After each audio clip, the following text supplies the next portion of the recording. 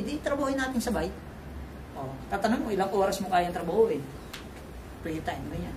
Next, midday spouse parents. Kung ayaw pumunta ng asawa, kayo pumunta sa bahay. So sabi mo lang, sige na, friend, di ba, nag-join ka na naman? Dinner tayo sa bahay niyo. Di ba?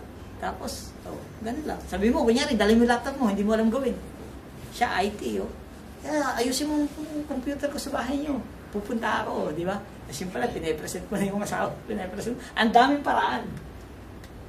Goal setting, yan. Specific, measurable, attainable, realistic. Time-bounded. Alam mo sabi, after a year, kailangan ko na kumita sa 1 million. Pero ang trabaho mo, pagtrabaho mo naman sa Global, once a week lang. Paano mo makukuha yung 1 million? Pag once a week lang. Tapos, on and off ka pa. Di ba? Sabi nga nila, 1 taon na akong member. Ilang beses ka nagpunta ng office? 3. O 3 beses ka palang member. 3 beses pa lang. Hindi 1 taon.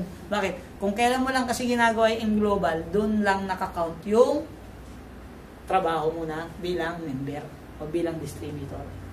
So sabi nga nila, kailangan kung ano yung goal mo, nagpa-pattern yung galaw mo. Diba? So, kailangan, gusto ko ng kotse. Anong kulay? Silver, black, o anong brand? Mercedes-Benz ba? Mahaba? May kurtina? Wag naman yun. Cadillac yun. Diba? So, kailangan, anong kulay? Diba? O, diesel ba yan? Automatic transmission? Kailangan specific. Diba? Measurable. Kailan mo kailangan gusto makuha? After 6 months? After a year? After 2 years? O pag-uwi mo ng Pilipinas? Ayan. Attainable. Kailangan naman. Yun nga. Yung acceptable na ma-attain mo siya. Di ba? Realistic. Kailangan. Totoo. Di ba? Gusto ko ng kotse yung lumilipad. Grabe. Parang kay Batman. Diba? Time-bounded. Kailan? Hanggang ano. Di ba?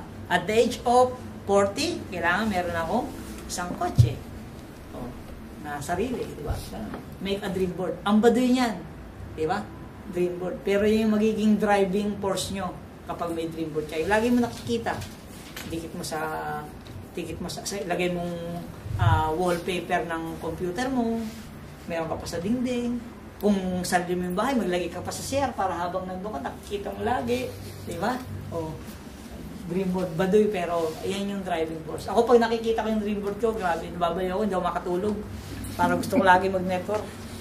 Gusto ko lagi pag nakikita ko. Diba? Ferrari ba naman eh? Hindi pwede ganun. Diba? So, vision. Diba? Yan, bida. Vision, imagination, decision, action. Take action. So, kailangan, kapag meron kang, nung nag-attend ka ng presentation, nakita mo siya, may vision yung company, di ba? So, makita mo, may vision naman sila, may vision ka din. Tapos, i-imagine mo na siya, na after, kunyari, nagtatrabaho ka rito for 2 years. Sabi mo, matatapos na contract mo.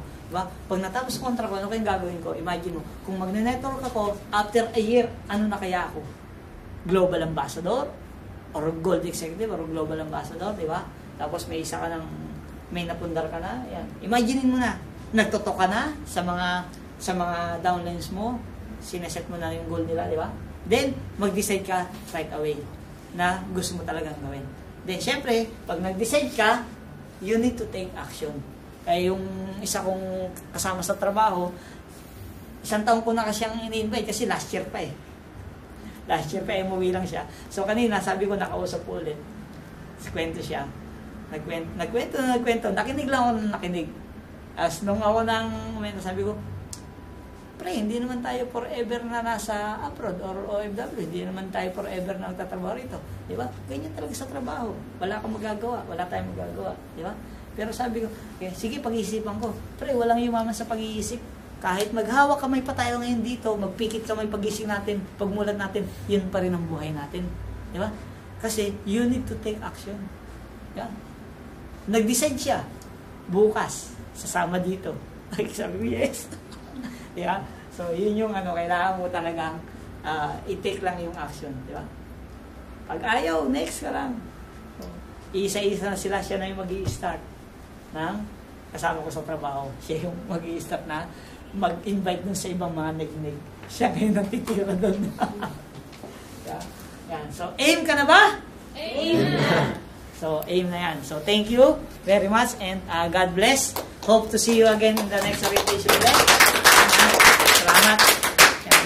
So, kung gusto niyo ng group picture ng attendees para may remembrance kayo, para, nag-attend ako. Di ba? So, yan. Para yung nakaraan dati, nagpicturean sila. Di ba? So, pwede tayo mag-picture. Yan. Diba? Para ano,